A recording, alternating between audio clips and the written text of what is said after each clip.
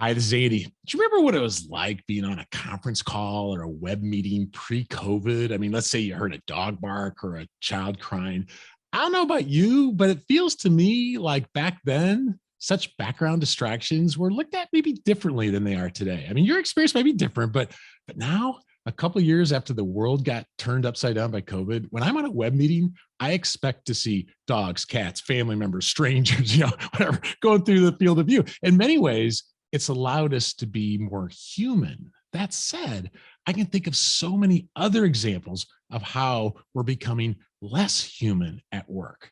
And it's not just due to automation or outsourcing or remote work, whether it's because of social media or political polarization or a host of other factors. I feel like there's increasing pressure to not speak up, to not be yourself, to blend in, to not rock the boat, in a way, to be less human. Well, today I'm excited to introduce you to Rosie Ward, co-author of a book entitled Rehumanizing the Workplace.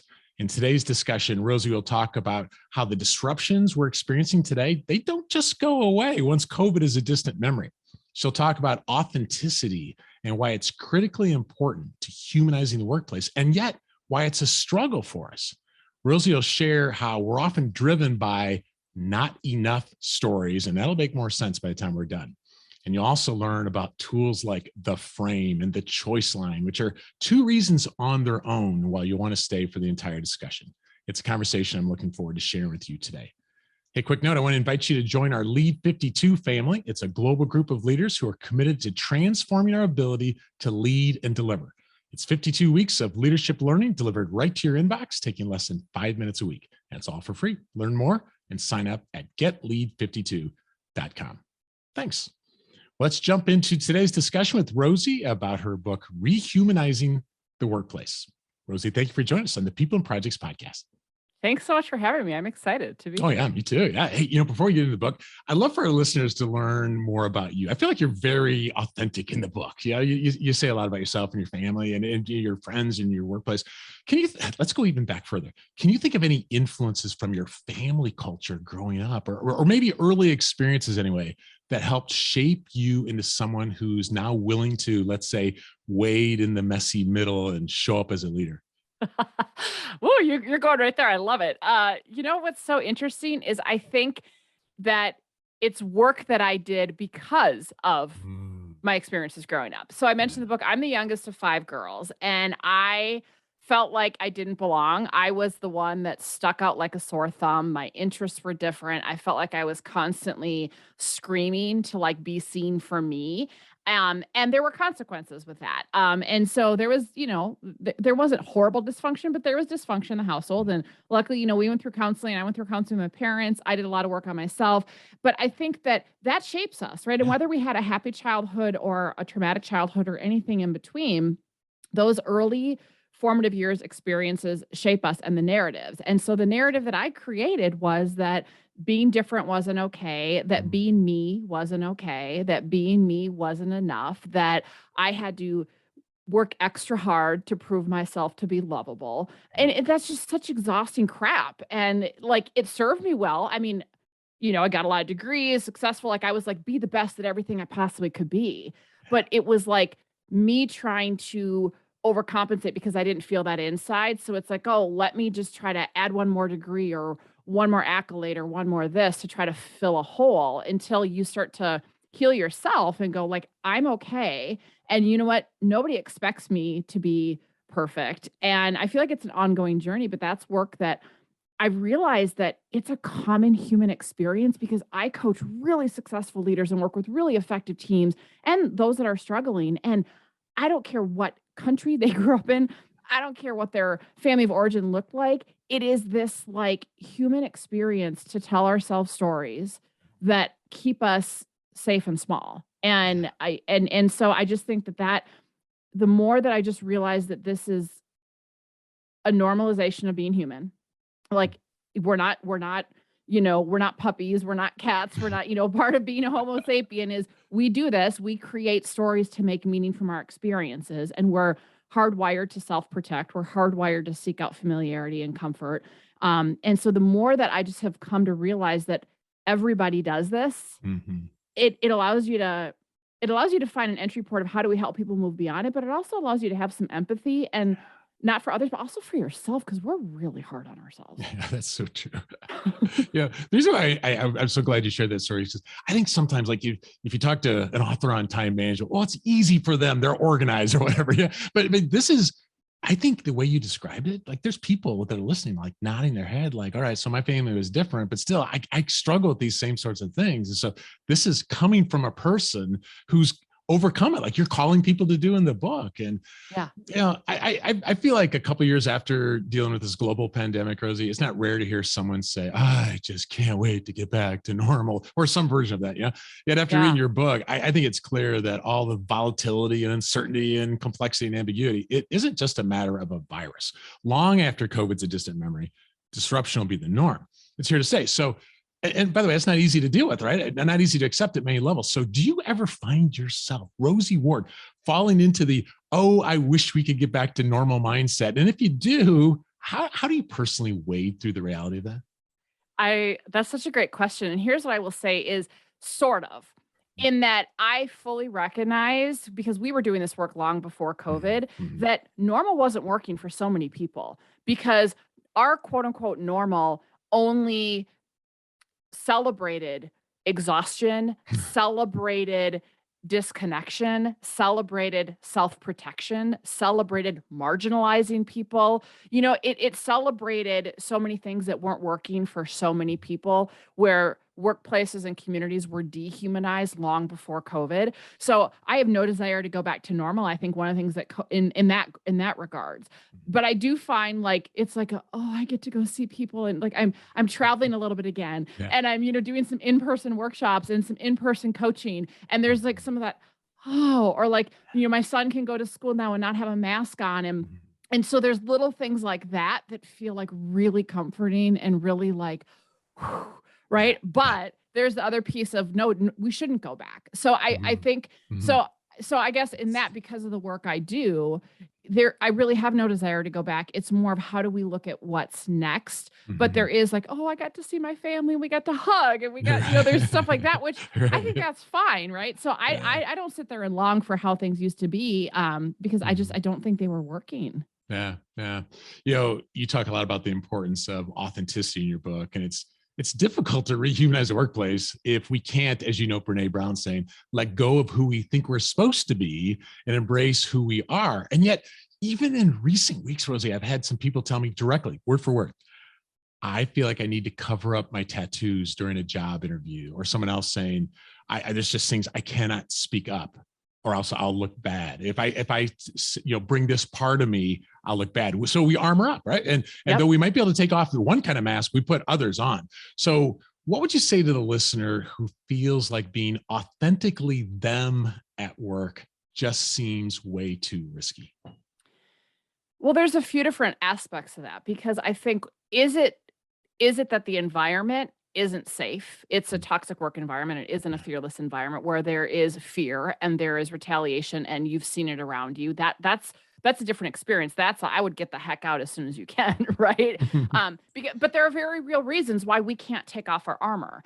And I want to tell a little story with this. So when I trained with Brene Brown and became one of her certified Dare to Lead facilitators, she told this phenomenal story that just it chokes me up every single time. And she talks about that we have to be very aware that it is not always safe for people to take off their armor, right? There are very real, whether it is oppression in systems, whether it's violence in neighborhoods, in a family household, like it is not the goal of everyone to always take off their armor, because otherwise, like, we're out there vulnerable to a point that's not healthy.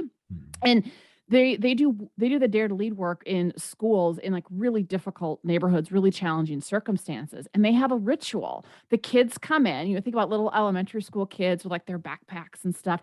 And they come in and they hang their backpacks up. And then the teachers walk them through, like literally like you're taking off your armor, go hang it up on the hook. And so while you're here at school, this is a safe space for 8 hours a day where you don't have to armor up.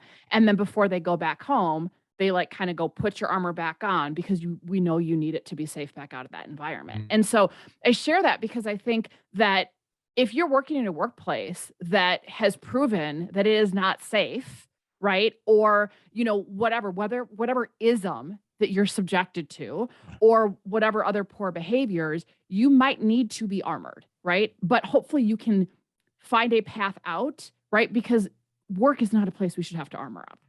So one, I've got to be really mindful that there might be reasons you have to, and hopefully you're privileged enough, that you can find another job, whatever that is, somewhere where you can see a light at the end of the tunnel to get out. But then if we say, well, the work environment itself maybe isn't like completely unsafe, but it feels too risky or too scary for me.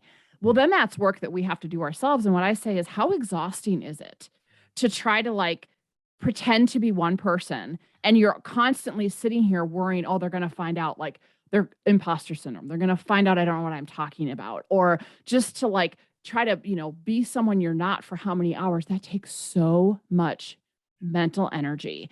And the reality is when we have these narratives of, oh, if they find out who I really am, I'm going to look stupid, or they're not going to like me, or I'm going to get passed over for promotion, or, the list goes on and on of the stories we tell ourselves.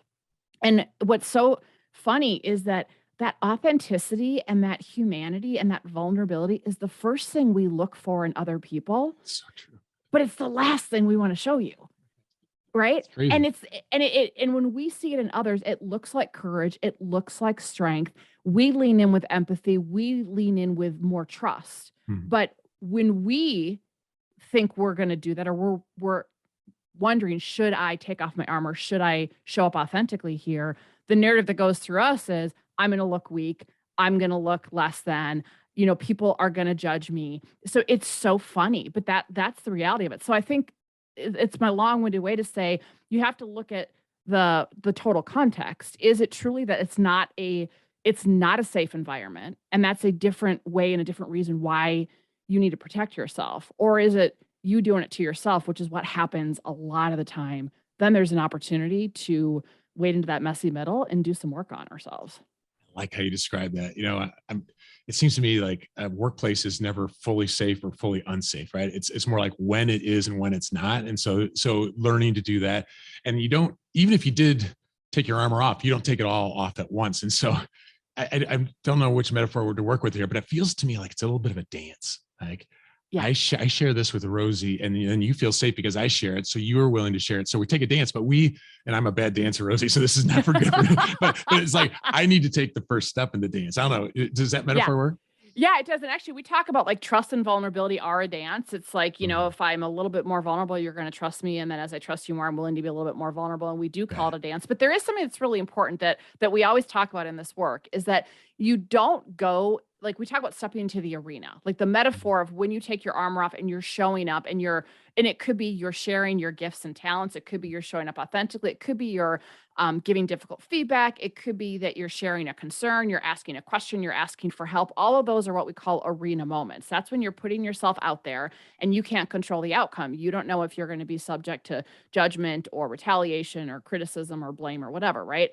And what we always say is, you don't go into the arena naked. So when we take our armor off, it's not like, oh, here, I'm totally exposed. We take two things with us. The first thing is we learn to replace our armor with something that's called grounded confidence. And that's a combination of tools that help us lean into curiosity, lean into vulnerability, instead of, doubling down on our righteousness and judgment. And so it's really curiosity, it's inquiry, it's leaning in. So that's the first thing. And then the second is we ground ourselves. This is where the lighthouse principle comes in. We ground ourselves in our values, right? We have something to anchor ourselves to go, how do I want to show up here? So it's not like you're free falling, or, it's, you do have something.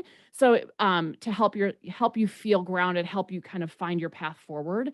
So I want to be really clear about that. And so like, if you think about it, workplaces, I mean, we should not have to go to work and be ready for battle every day. Yet that's the language we happen to use in workplaces, right? It's all from war, and you talk about front lines and battleground, and it's like, oh, but anyway, I digress. Yeah, I know, but I love how you just unpack that. You discuss in the book how we run our lives by the stories we tell ourselves, and we've actually talked a little bit about that here. And many of those are just self-limiting stories, and usually something about not being enough. And so what do you mean by not enough stories? And I guess you've kind of already done this, but if you're up for sharing another one of how you've had to overcome those yourself. Yeah. So like I said, I hear this all the time every day. So let's say, somebody was sometime during your childhood, like either you didn't make a team or you tried out for some play and you didn't get it, or, you were backline in, something, or, whatever, you didn't get whatever it was you wanted. We might create a story of, well, I'm not strong enough, or I'm not the smart enough one, or I'm not male enough or female enough or old enough or tall enough, or I'm not thin enough, or I'm not blonde enough, or dark enough, or white enough, or whatever enough, right? And so when we basically feel like who we are or what we did isn't okay, isn't enough, right?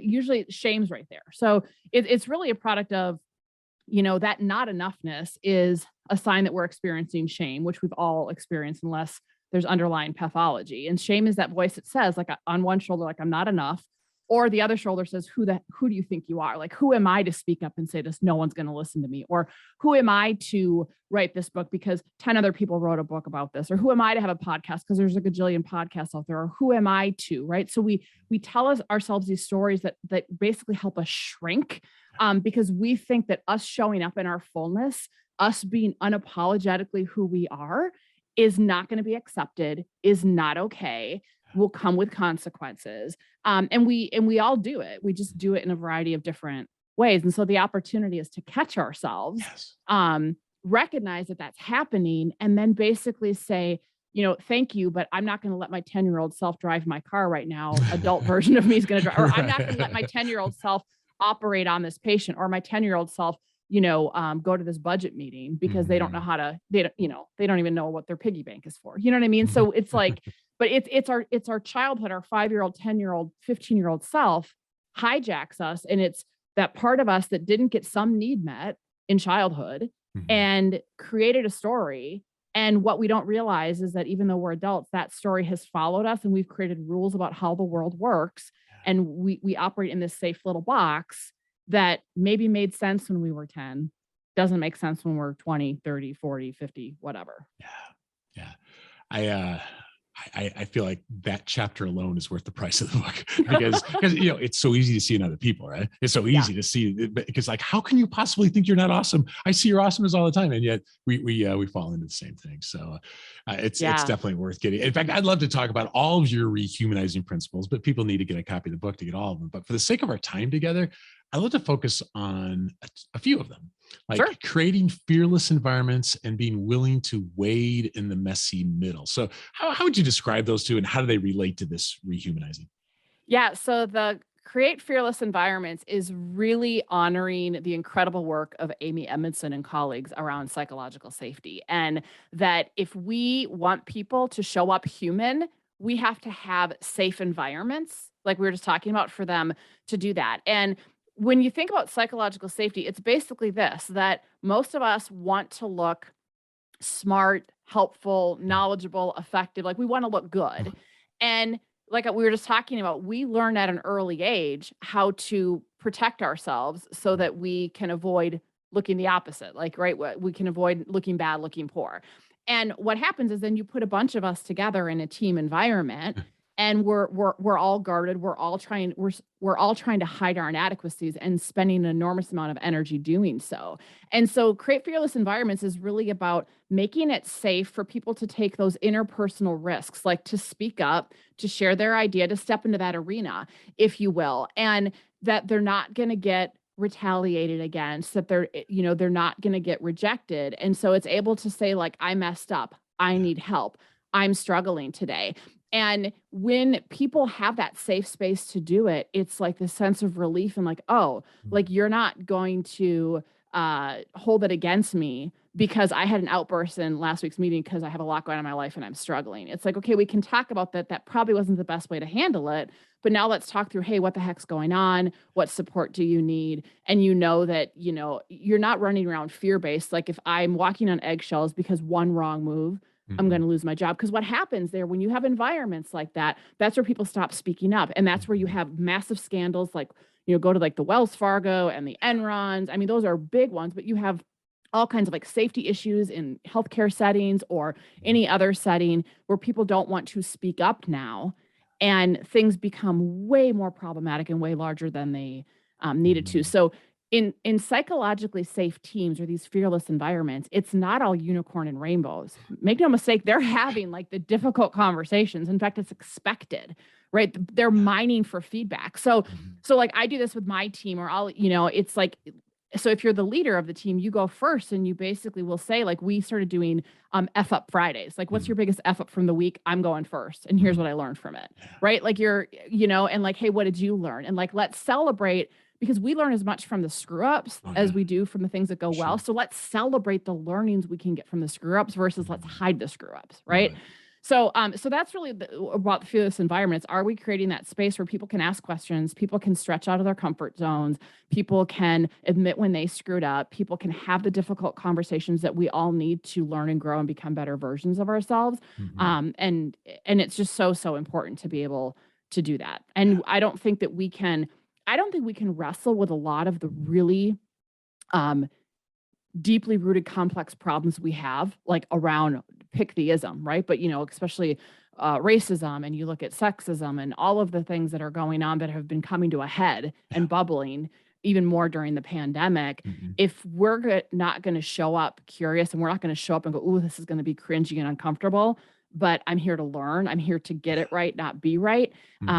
We can't do that if we don't have a fearless environment. We can't start to mend and heal from some of these injustices if we don't create that fearless environment. Yeah. As well as wade in the messy middle, because that's messy, right? Oh yeah. yeah. And so the messy middle principle is just that. It's that, look, if there was a fast forward button through growth and development, like I would be the first, like I would sign me up, right? Give me that pill. Right? Like, yeah, we want to lose weight yesterday. We want to be out of debt yesterday. We want the pandemic over yesterday, right? And the reality is that if you think about any profound growth or transformation that you've had in your life, it didn't happen overnight. It didn't happen in our comfort zone. It didn't happen without bumps and bruises and squiggles and detours, right? It's not a straight, nice, neat line. And we forget that. And because it's painful, because along the way there's grief, we have to let go of stuff. There's probably sadness, there's vulnerability, there's shame, there's all kinds of feelings that surface in emotion when we lean into that discomfort. But if we are going to show up as better versions of ourselves, if we are going to have the impact we want to have in the world, if we are collectively going to have a bigger impact as a team, as a family, as an organization, we can't do it by staying comfortable. And so it's reconciling the fact that as our human brains are, again, hardwired to seek out that familiarity and comfort. But the world, as you said, the VUCA world, the disruptive world, is actually demanding that we can show up and adapt. So we have this discrepancy. And so the messy middle is really about the work that we have to do on ourselves to reconcile the discrepancy of what the world is demanding, that we can show up and adapt and grow and go with the flow and have the difficult conversations, and our own human DNA that just wants to, like, go suck our thumb in the corner in the fetal position. I don't know, and so the messy middle is recognizing that change to become a better version of ourselves is we've got to appreciate being in the middle of the mess and go, here we go. And so with all of my clients, I'm like, and this is why we call this the messy middle. And they're like, oh, but they know that there's a path forward, right? They know they have to go through it. There's not a detour. Yeah. You know what I was thinking when you were saying that so beautifully is when I was dating my wife, our family, we wouldn't get into the messy middle at all, Rosie. And her family, they'd be having this big fight over dinner, and by dessert they're fine. And I'm just like, I want to go suck my thumb and go sit in the corner. I'm like, what just happened here? Like, if I would have said that to my parents, I would have gotten like grounded for a month. And yet they had this really unique family environment that I was able to learn from by seeing it. And I think there is something about seeing somebody go into the messy middle and realize they lived. Yeah. There's something about seeing these principles in action that is just a beautiful thing to see. So, there's more principles in Rosie's book than these, but I think it's just a couple examples of, we want fearless environments, but is it possible? Yes, it is. And I don't know, there's so many interesting ideas and tools you have in your book, but One of my favorites is what you call the frame. Yeah. And so would you describe to us, I'd love if this was video, we could actually show a picture of it or whatever, but how would you describe what the frame is and how it helps when we're trying to develop ourselves or the people we lead?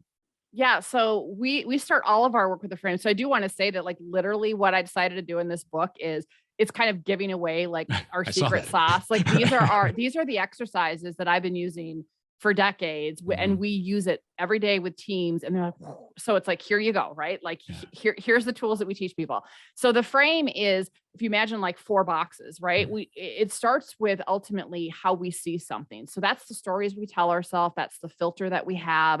It's how we make sense of stuff. And what we fail to realize is how we see things really influences how we feel about them. We are emotional beings, and how we feel then guides our actions. And then however we behave gets us some kind of result that, if you think about self-confirmation bias, it usually reinforces how we see it in the first place. And so here's the example I give in the book, and I use this in all of my trainings, but people get it. So let's say you're going for a walk. So Andy, you look over and you see in some nearby woods a really angry looking tiger, right? How are you going to feel? Run. Yeah, right. You're going to be scared, right? So you're going to run, like it's instinctive, right? Yeah. So you're going to get a, physiological stress response. And when you come down from that, you're going to be like, oh, like, I can't believe I averted a near-death experience. And now you're going to have this really nice dramatic story to tell people, right? For like ever, right? Right. So there's one, right? Okay. So you saw something as a threat, you got afraid, you ran. Yeah. And then you get that. Okay. So now you're going for a walk. You look over in the same woods. You don't actually see a tiger. You see Tony the Tiger, cardboard cutout of Tony the Tiger, the Frosted Flakes mascot. Mm-hmm. Now, how are you going to feel? Yeah, it's a whole different thing, right? Yeah. Right. And so here's the thing. What we don't realize is that when we want to change our behaviors, when we want other people to change, when we want our do or our actions to change, we think, oh, I'm just going to force myself to do it, or I'm just going to use incentives to try to get someone to do it, or because we focus on the behavior because that's what we see. But our behaviors are like a downward flow of how we see things. And so, like, for example, if I want to be better at giving difficult feedback, well, it's not just to keep practice doing it. I have to look at what's the story I tell myself that has it feel cringy and uncomfortable. Or, you know what, if I can't get myself to work out, what's the story I tell myself about movement? And what's the story I actually tell myself about my own worth that has me feel like I'm not worth it, or I need to punish myself or whatever. And so if we want to behave differently, whatever that behavior is, we have to start paying attention to how we see things, and we have to start rewriting our frame, reframing things to go, could I see this in a different way? Could I try on a different story that might serve me and others better here?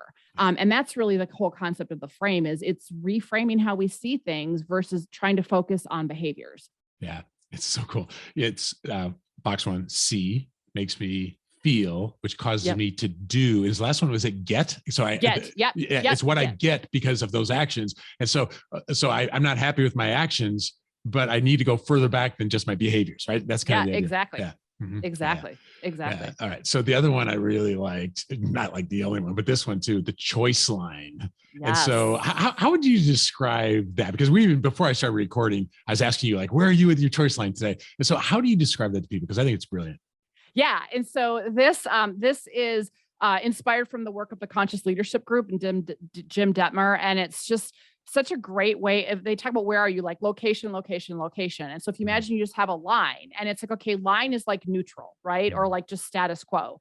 And if my thinking is serving me well, if I'm showing up as a better version of myself, one way you could say it is I'm above the line. So like when I'm above the line, I'm probably curious and maybe have more energy, and I'm more willing to be vulnerable, and I'm serving my purpose, and I'm more empathetic, and the list goes on and on. And when I'm below the line, I'm usually judgmental, righteous, crabby, irritable, attached to the rightness of my story. And so you can start to see that the interactions that you have throughout the day are going to be profoundly different based on where you are. So if I'm below the line in interacting with people, the quality of that interaction is probably not going to be great, because I'm going to be telling myself a story of like, they're not helpful, or they don't care, or they're wrong, or they're this, or I can even start to dehumanize them. And if I'm above the line, I might go, okay, I'm going to be curious. I'm going to be empathetic here. Tell me more, right? I'm going to lean in a little bit more. And so really with the choice line, what we do is we encourage people just first to check for yourself, because if I'm below the line, I will tell you that on those days that I'm below the line, I feel like I'm in slow motion. I have to pause. I have to pause and pause before I respond to an email or a text. I like, nope. And I might even be like, I'm not responding to it today because I know I'm not in a good spot. And I'm going to have way too much crap to clean up. Yeah. It's not a day I'm going to make a major life decision. It's also not a time I want to have an important conversation because I'm in a very right, wrong, right, like kind of battle mode. And so it's a way to catch ourselves to go, how do I want to show up here? Do I need to kind of put myself in a timeout? Do I need to postpone an important discussion if I can? Right. And on a team standpoint, like I love that you checked in with that. If we can just check in with people and go like, hey, where are you today? And you start to hear that a lot of people are barely hanging at the line or they're below the line. Okay, what do we need to do to support you today? And you don't even have to get into why you are, but it's just, so I think the conscious leadership group always just says location, location, location. Like if we don't know where we are at any given moment of the day, again, we end up in autopilot reactive mode versus an intentional thoughtful mode. You probably don't drift above the line. We probably drift below the line. I'd have to think. Right? Yeah, we drift below the line. And what I would say is going up, when we drift below the line, then we can use what we call trampolines. Like, okay, so I know if I'm starting to get below the line, like sometimes I need to just go take a short walk. It might mean like I have a playlist, like I'm a music person. So that could kind of be my springboard. It might be taking a few deep breaths. It might be watching a funny video clip or just getting away for a little bit. So I would say that we can kind of hover at the line or maybe like wake up like, oh, I'm kind of above the line, but to really like stay above the line is a conscious choice. And when we're not conscious about it, and then our frame is distorted, we do start to dip below the line. And some people kind of stay down there way too much. Right. But it makes a huge difference of our impact and how effective we are and just, the quality of our life. Yeah, it makes sense. What kind of vocabulary do people use? I heard you say, well, I'm hovering right above. They don't get to I'm a 2.5 above or a -2. But like, is there any other language that you found is helpful? Because I can imagine if we go, all right, are y'all above or below? The people want to be above. But I mean, is there any other terminology that you've seen people use with it? Yeah, I mean, well, because we give this, I mean, people like love this language because it's just simple and they will literally just do hand gestures like you said. Like if they're on Zoom or in person, they might just do hey, let's quick check in. How you doing? Thumbs up. Some people will just kind of have their hand flat to say, I'm riding the line or, thumbs down, but it just kind of gives you a sense of, hey, I'm just kind of hanging on today. I'm neutral, right? Yeah. Which is okay. Or double thumbs down or double thumbs up or whatever. But that truly is the language that we use. Or sometimes I'll hear people say, instead of saying below the line, like they'll be like, I'm on the struggle bus today. Okay. But it's a way to just really quickly and succinctly kind of cut through the fog, speak the same language and go, okay, like we're checking in as a human being before we get to task and work and finding out, do we need to give someone some extra grace today? Do we need to give someone some extra support today? Do I know why this person's postponing this meeting or this conversation? So it's just a way for us, because here's the thing, like let's say you and I are on a team, Andy. And so I will tell you when I'm below the line, I get quiet, which would seem bizarre, but I get very task focused instead of people focused. And I'm just like heads down. I want to get stuff done. Right. So if we are on a team and like, I'm just like kind of MIA or I'm quiet or I'm just focused and you don't know that about me, you're going to suddenly start to create a story because in the absence of data, we fill it in with story. And now you're going to go to our colleague and go, what the hell's with Rosie today? Have you seen her? Like what is going on? And there's all this unnecessary swirl and drama. But if I check in with you and I just simply say, hey, Andy, just want you to know, like I'm trying, but I'm below the line today. So I'm probably going to be quieter than normal. I don't have to get into why, but now you don't have to make up a story of why I am now showing up differently. And it gets rid of all that drama and all that crap. And then you might go, God, sorry to hear that. Is there anything I could do to support you today? I love it. And as we continue to develop a fearless environment, people feel more comfortable just bringing up that and helping support. It just rehumanizes the workplace. So many other ideas I'd love to talk with you about, Rosie, but I'll end it with this. I think a natural inclination would be that to rehumanize the workplace, you have to start at the top. And until the C-suite's on board, this book is just a nice idea. And you make it clear in the book that you can start locally, one person, one team, eventually one organization, but you can do it one at a time. So in addition to getting a copy of the book, what are a few first steps that a listener could take? Yeah, I'm so glad you brought that up because this was a huge eye opener for me because you do always hear it has to start at the top. But if you think about it, Like, well, why? Grassroots organizing. I mean, this is grassroots organizing 101. Someone has a passionate idea that things could be different, right? And you have a conversation with someone, or you start to show up differently, or you start to treat people differently. And you give them some of these tools in this book, or you decide on your team, you know what, let's start checking in with the choice line, right? Or let me start owning my frame. Or we give some of our listening exercises, like we give like tactical things you could do. So I would say, okay, if you want to have a different experience, what if you just have a conversation with your colleagues and say, you know, what if we did our team meetings differently? Or what if we did our team huddles differently? Yeah. Or, you know, and just invite like a couple of these little things in there. Or say, you know what, God, I can't remember the last time I asked you, how are you really doing? You know, and just start to truly care about other people as human beings. And like your light starts to shine, right? And you start to have this ripple effect. And what we started learning is when you equip individuals to start to use some of this stuff to show up more intentionally and authentically versus guarded and armored and reactive. And now you have a whole team that has some tools and some language to be able to do that. Like people take notice because guess what? You're effective, you're getting stuff done. And now others are like, well, what did they do? We want to do that. Right. And that's what grassroots organizing, people start to get, they believe they want something different. They see a better future, they see a better way, and the ripples start from there. And so if we want to make change, we can do the same thing. And yes, eventually in an organization, do you eventually need leadership on board? Of course, but you can make a lot of headway and actually kind of be the change and create an opportunity for people to pay attention and listen by starting local. Yeah, I love it. Start the dance, right? Even if it's a small step. Yeah. Well, for those listening, Rosie and I, we just barely scratched the surface of the ideas in her book. If you'd like to take steps towards rehumanizing your workplace, how about this? Your team. Get a copy of this book, co-authored by Rosie Ward and John Robeson. I put links to the book and the book's website in the show notes of this cast. So Rosie, thank you so much for joining us on the People and Projects podcast. Thank you so much for having me. It was a pleasure.